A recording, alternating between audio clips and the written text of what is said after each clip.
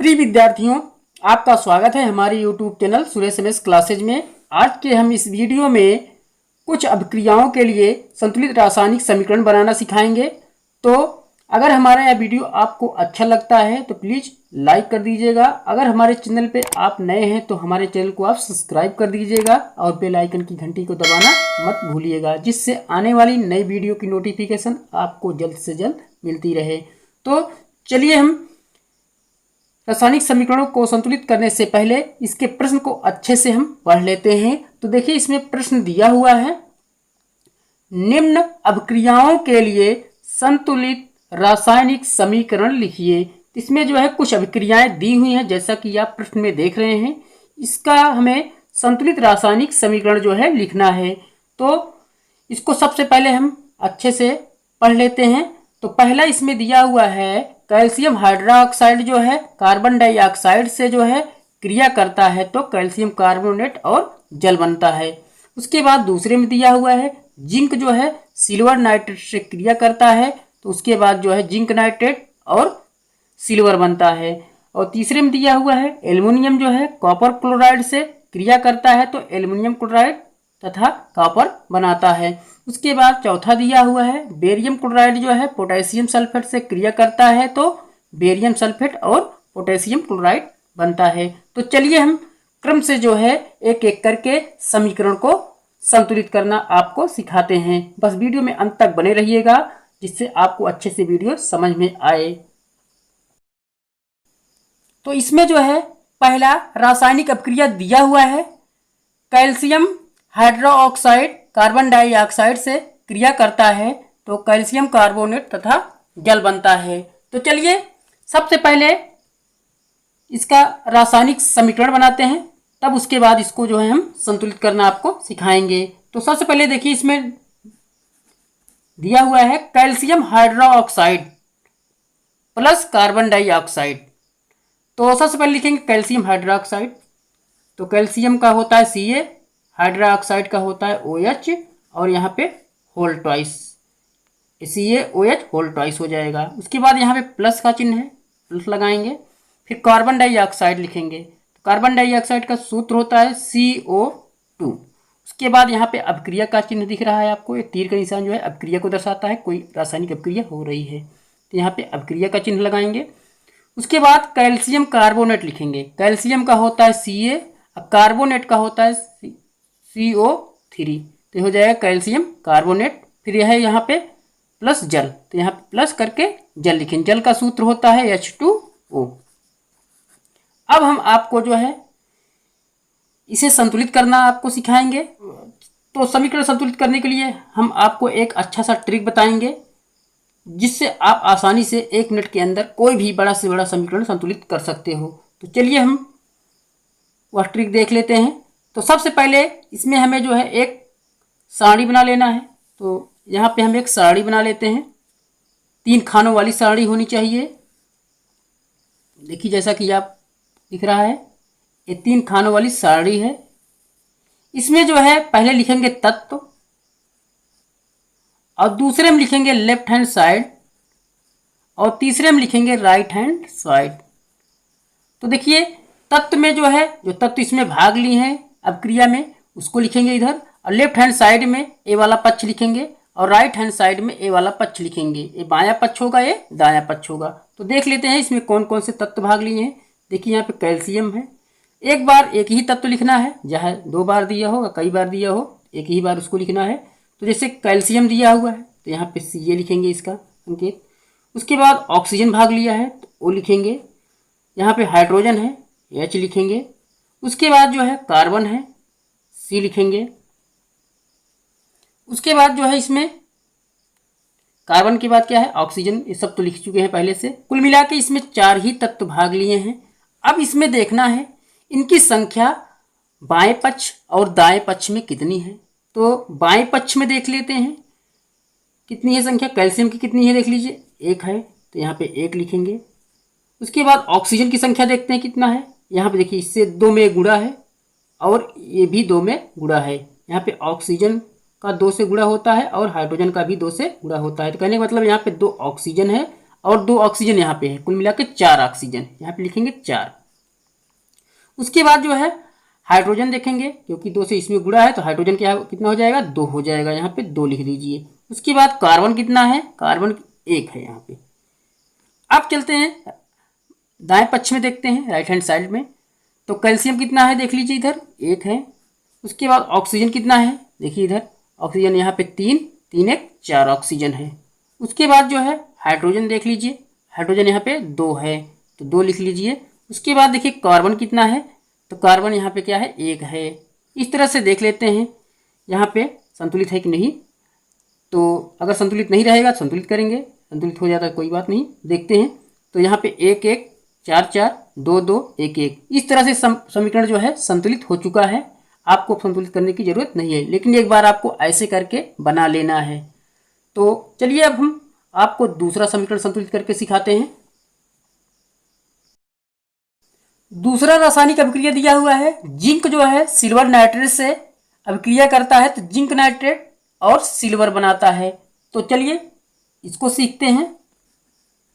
तो यहाँ पे देखिए जिंक है, जिंक का संकेत जो है Zn होता है। उसके बाद प्लस है, प्लस लगाएंगे।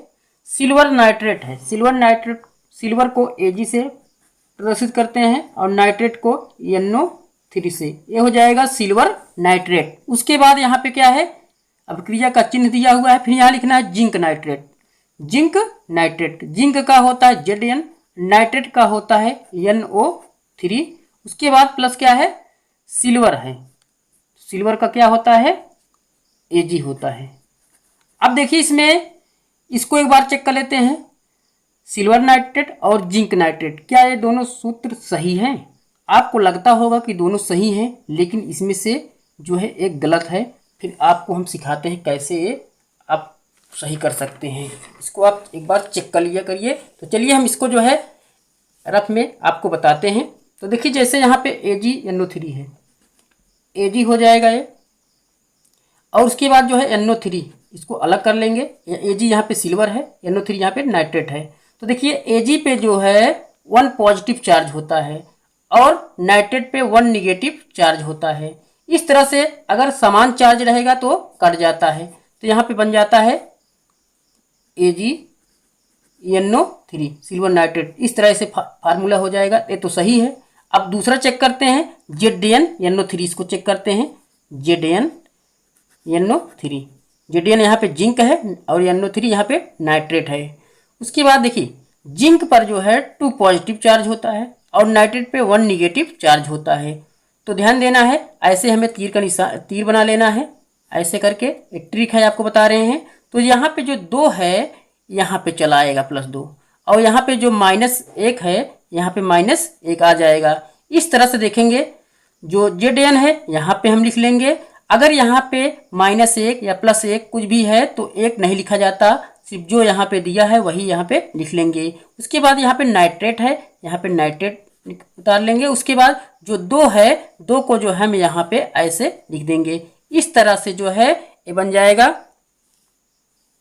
देखिए इस तरह से हम जो है क्या करें, यहाँ पे ZnNO3 होल ट्वाइस, इस तरह से फार्मूला बन जाएगा। तो देखिए यहाँ पे होल ट्वाइस लिखा नहीं है, तो यहाँ पर हम जो है NO3 होल ट्वाइस लिख लेंगे, जैसा कि यहाँ आपको हमने बताया है।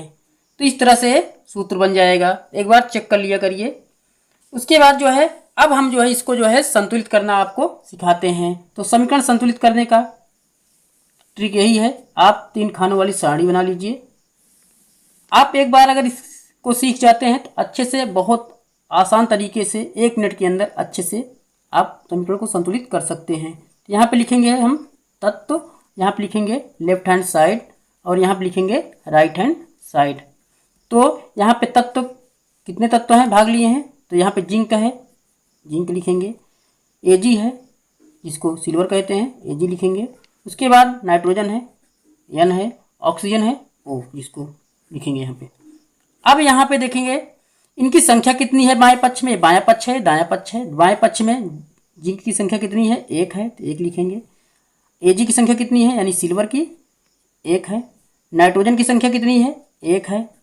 ऑक्सीजन की संख्या कितनी है, देखिए यहाँ पे 3 है। अब जो है दाएं पक्ष में देखते हैं, यानी राइट हैंड साइड में देखते हैं कितनी संख्या है इसकी। तो जिंक की संख्या कितनी है, 1 है, 1 लिखेंगे। सिल्वर की संख्या कितनी है, देखिए यहाँ पे 1 है, 1 लिखेंगे। उसके बाद नाइट्रोजन की संख्या कितनी है, देखिए यहाँ पे नाइट्रोजन 2 का नाइट्रोजन में गुणा है और ऑक्सीजन में भी गुणा है, तो यहाँ पे नाइट्रोजन कितना हो जाएगा, तो यहाँ पे 2 नाइट्रोजन हो जाएगा। उसके बाद ऑक्सीजन देखेंगे इधर, तो ऑक्सीजन यहाँ पे देखिए, यहाँ पे ब्रैकेट के अंदर जो है 3 है ऑक्सीजन और 2 से गुणा किया जाएगा, तो 3 दूनी 6 ऑक्सीजन हो जाएगा यहाँ पे। इस तरह से देखिए जिंक जो है बराबर है, सिल्वर बराबर है, बाकी नाइट्रोजन और ऑक्सीजन बराबर नहीं है। तो अब जो है इसको हम संतुलित करना आपको सिखाते हैं। तो सबसे पहले हम यहाँ पे देखिए नाइट्रोजन इधर 1 है, इधर 2 है, इसको बराबर कर लेते हैं। तो बाएं पक्ष में हम किससे गुणा करेंगे, 2 से गुणा करेंगे। तो 2 से गुणा करोगे 2 × 2। तो देख लेते हैं नाइट्रोजन जो है यहाँ पे कहाँ पे, यहाँ पे नाइट्रोजन है। अगर नाइट्रोजन में गुणा करना है तो हमें ऑक्सीजन में और सिल्वर में भी गुणा करना पड़ेगा, तो इसका मतलब यहाँ पर गुणा करना पड़ेगा। तो यहाँ पे हम गुणा कर लेते हैं। तो देखिए नाइट्रोजन तो बराबर हो गया, लेकिन जो है साथ में सिल्वर भी बढ़ गया और ऑक्सीजन भी बढ़ गया। तो यहाँ पे देखिए सिल्वर कितना हो गया, 2 हो गया, देखिए 2 Ag है, तो 1 से कितना हो गया, ये 2 हो गया। उसके बाद यहाँ पे ऑक्सीजन कितना हो गया, 2 से इसमें गुणा हो जाएगा और 3 भी है, 3 ऑक्सीजन यहाँ पे है, 3 दूनी 6 ऑक्सीजन। इधर कितना हो जाएगा, ऑक्सीजन 6 हो जाएगा। अब देखते हैं यहाँ पे जिंक तो बराबर है, अब यहाँ पे सिल्वर बराबर नहीं है, बाकी नाइट्रोजन बराबर है और ऑक्सीजन बराबर है। अब जो है इधर हम सिल्वर को बराबर कर लेते हैं। देखिए यहाँ पे 2 है, यहाँ पे 1 है, तो इसका मतलब राइट हैंड साइड में 1 ही सिल्वर है, तो इसको 2 करना है, तो इसमें जो है 2 से गुणा करेंगे। तो 2 से गुणा करो, 2 × 2, यहाँ पे 2 है, 2 से गुणा कर लीजिए। अब चेक कर लीजिए, 1 1 2 2 2 2 6 6। इस तरह से समीकरण संतुलित हो जाएगा। अब चलिए हम आपको तीसरा रासायनिक अभिक्रिया जो है संतुलित करना सिखाते हैं। इसमें तीसरा दिया हुआ है, एल्युमिनियम जो है कॉपर क्लोराइड से अभिक्रिया करता है, तो एल्युमिनियम क्लोराइड और कॉपर बनाता है। तो सबसे पहले यहाँ पे एल्युमिनियम लिखा हुआ है, एल्युमिनियम का Al होता है, फिर प्लस है, प्लस लगाएंगे, फिर लिखेंगे कॉपर क्लोराइड, कॉपर का Cu होता है, क्लोराइड का Cl होता है। उसके बाद जो है अभिक्रिया का चिन्ह दिया हुआ तीर के निशान, फिर एल्युमिनियम क्लोराइड लिखेंगे, एल्युमिनियम का Al होता है, क्लोराइड का Cl होता है। उसके बाद यहाँ पे लिखेंगे प्लस, फिर कॉपर का Cu होगा। अब यहाँ पे चेक करेंगे क्या ये कॉपर क्लोराइड और एल्युमिनियम क्लोराइड सही है कि नहीं। आपको ये एक ट्रिक बताएंगे जिसके माध्यम से आप इसको सही कर सकते हैं।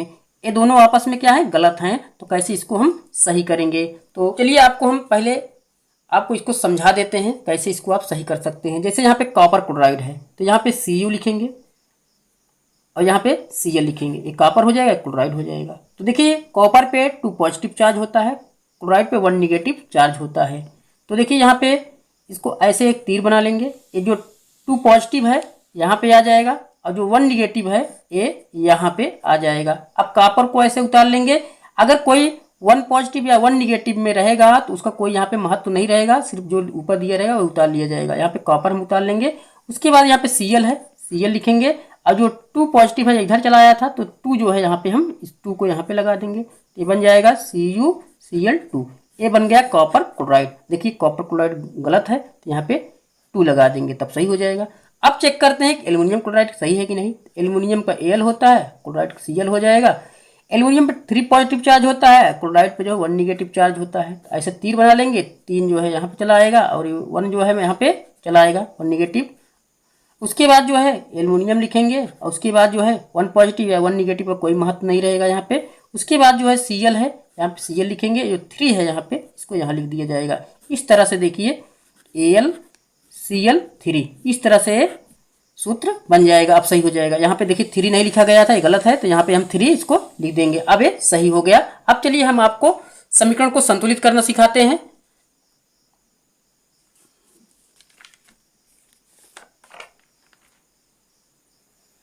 तो समीकरण संतुलित करने के लिए सबसे पहले हम 3 खानों वाली एक सारणी अच्छे से बना लेंगे। अगर आप सारणी बना के संतुलित करना सीख जाएंगे तो आप 1 मिनट के अंदर वैसे बनाना सीख जाएंगे अच्छे से, अपने आप किसको सारणी बनाने की जरूरत नहीं पड़ेगी। तो यहाँ पे सबसे पहले एक तत्व लिखेंगे, उसके बाद यहाँ पे लेफ्ट हैंड साइड लिखेंगे, उसके बाद यहाँ पे राइट हैंड साइड लिखेंगे। अब यहाँ पे देखिए कितने तत्व इसमें भाग दिए हैं, तो यहाँ पे एल्युमिनियम जो तत्व इसमें भाग लिए उसको लिख लेंगे। पहले यहाँ पे एल्युमिनियम लिखेंगे Al, उसके बाद कॉपर लिखेंगे, उसके बाद क्लोरीन। कुल मिला के 3 ही तत्व इसमें भाग लिए हैं तो इसे लिख लेंगे। उसके बाद जो है अब इसमें देखेंगे लेफ्ट हैंड साइड में इनकी संख्या कितनी है। ये लेफ्ट हैंड साइड हो जाएगा और ये right hand side. Left hand side में देखते हैं तो एल्युमिनियम कितना है, 1 है। कॉपर कितना है, देखिए कॉपर 1 है। और क्लोरीन कितना है, यहाँ पे 2 है, 2 लिखेंगे। अब राइट हैंड साइड में यानी दाएं पक्ष में देखते हैं, देखिए एल्युमिनियम कितना है, इधर 1 है। और कॉपर कितना है, इधर देखिए 1 है। और क्लोरीन कितना है, देखिए यहाँ पे इधर 2 था, इधर कितना है, देखिए क्लोरीन 3 है, तो यहाँ पे 3 लिखेंगे। अब चलिए हम समीकरण को संतुलित करना आपको सिखाते हैं। तो देखिए यहाँ पे एल्युमिनियम जो है 1 है, ये बराबर है। कॉपर भी आपस में बराबर है। अब यहाँ पे क्लोरीन जो है बराबर नहीं है, तो चलिए इसको बराबर कर लेते हैं। तो इसमें हम जो है 3 से गुणा कर देंगे और इसमें 2 से गुणा कर देंगे। तो 3 से पहले इसमें गुणा कर लीजिए बाएं पक्ष में, तो 3 दूनी 6 हो जाएगा। तो देखिए यहाँ पे क्लोरीन यहाँ पे है, तो यहाँ पे 3 से गुणा करेंगे क्लोरीन में, तो क्लोरीन के साथ कॉपर भी है, तो कॉपर में भी 3 से गुणा होगा, तो यहाँ पे हम गुणा कर देंगे। तो यहाँ पे देखिए क्लोरीन 6 हो गया, लेकिन साथ में कॉपर में वृद्धि हुई। कॉपर कितना हो गया यहाँ पे 3, तो बाएं पक्ष में कॉपर कितना हो गया 3। अब उसके बाद देखते हैं, अब यहाँ पे देखिए इधर जो है क्लोरीन कितना है 3 है, इसमें भी 2 से गुणा होगा। तो 2 से गुणा करोगे 2 3 6, तो यहाँ पे 2 से गुणा करोगे क्लोरीन में, तो यहाँ पे देखिए एल्युमिनियम भी साथ में है, तो साथ में इसमें भी गुणा होगा, तो यहाँ पे 2 से हम गुणा कर देंगे। तो देखिए ये तो क्लोरीन 6 हो गया, लेकिन एल्युमिनियम कितना हो गया यहाँ पे 2 हो गया। तो एल्युमिनियम 1 से कितना हो गया यहाँ पे 2 हो गया। अब देखिए यहाँ पे कॉपर कितना, देखिए एल्युमिनियम इधर कितना हो गया, एल्युमिनियम 1 है, इधर कितना है 2, तो इधर जो है 2 से गुणा कर लेंगे। 2 इकन्ना 2, एल्युमिनियम यहाँ पे है तो इसमें 2 से गुणा हो जाएगा, तो एल्युमिनियम बराबर हो गया। अब यहाँ पे देखिए कॉपर जो है बराबर नहीं है, कॉपर जो है इधर 3 है और इधर कितना है 1 है, तो इसमें जो है हम किससे गुणा कर देंगे 3 से गुणा कर देंगे। तो 3 इकन्ना 3, तो यहाँ पे कॉपर है, यहाँ पे हम 3 से गुणा कर देंगे। अब देखिए 2 2 3 3 6 6, इस तरह से समीकरण संतुलित हो जाएगा।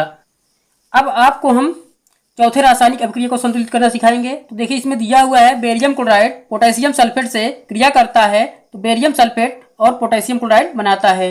तो चलिए इसको हम सबसे पहले लिख लेते हैं, उसके बाद जो है इसको हम संतुलित करेंगे। तो यहाँ पे बेरियम क्लोराइड है, तो बेरियम का होता है Ba और क्लोराइड का होता है Cl। फिर यहाँ पे प्लस है, प्लस लगाएंगे।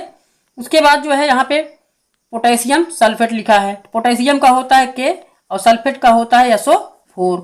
उसके बाद अभिक्रिया का चिन्ह दिया हुआ है तीर निशान। उसके बाद यहाँ पे बेरियम सल्फेट है, बेरियम का होता है Ba और सल्फेट का होता है SO4। उसके बाद जो है यहाँ पे प्लस है, प्लस लगाएंगे। पोटेशियम क्लोराइड, पोटेशियम का होता है K होता है और क्लोराइड का होता है Cl। अब इसमें चेक करते हैं कि इस सूत्र सही है कि नहीं। इसमें जो सूत्र है अभी ये सही नहीं है, इसको हम सही करके आपको दिखाते हैं ट्रिक के माध्यम से। चलिए आपको सभी सूत्रों को जो भी इसमें गलत हैं इसको हम सही करके आपको दिखाते हैं। तो देखिए यहाँ पे सबसे पहले दिया हुआ बेरियम क्लोराइड, बेरियम का होता है Ba और क्लोराइड का क्या होता है Cl। बेरियम पे हम जानते हैं 2 पॉजिटिव चार्ज होता है, क्लोराइड पे जो है 1 निगेटिव चार्ज होता है। तो यहाँ पे ऐसे तीर का निशान बना देंगे और यहाँ भी तीर का निशान बना देंगे। जो 2 पॉजिटिव है यहाँ पे चला आएगा और जो 1 निगेटिव है यहाँ पे चला आएगा, 1 निगेटिव यहाँ पे चला आएगा। अब यहाँ पे Ba लिखेंगे। हम जानते हैं कि अगर यहाँ पे 1 पॉजिटिव और निगेटिव कुछ भी चार्ज है तो इसका कोई यहाँ पे महत्व नहीं रहेगा, जो ऊपर लिखा रहेगा वैसे हम यहाँ पे लिख लेंगे, ट्रिक के माध्यम से है। उसके बाद यहाँ पे Cl है, Cl लिखेंगे। उसके बाद जो है जो 2 चार्ज है ये यहाँ पे लिख दिया जाएगा। इस तरह से बन जाएगा BaCl2, ये जो है ऐसे बन जाएगा। तो देखिए ये गलत है, तो यहाँ पे हम इसको सही कर लेते हैं, यहाँ पे 2 लिख देते हैं। अब इसको चेक करते हैं पोटेशियम सल्फेट को। पोटेशियम का क्या होता है, सल्फेट का SO4 होता है। पोटेशियम पे 1 पॉजिटिव चार्ज होता है, सल्फेट पे 2 निगेटिव चार्ज होता है। इसमें भी तीर ऐसे बना देंगे तो 1 पॉजिटिव इधर चला आएगा और यहाँ भी तीर बना लेंगे, यहाँ पे 2 निगेटिव है तो यहाँ चला आएगा। अब जो है यहाँ पे पोटेशियम को लिख लेंगे और उसके बाद जो है यहाँ पे 2 निगेटिव चार्ज है तो यहाँ पे इसको हम ऐसे 2 लिख देंगे। उसके बाद यहाँ पे SO4 है, SO4 लिखेंगे।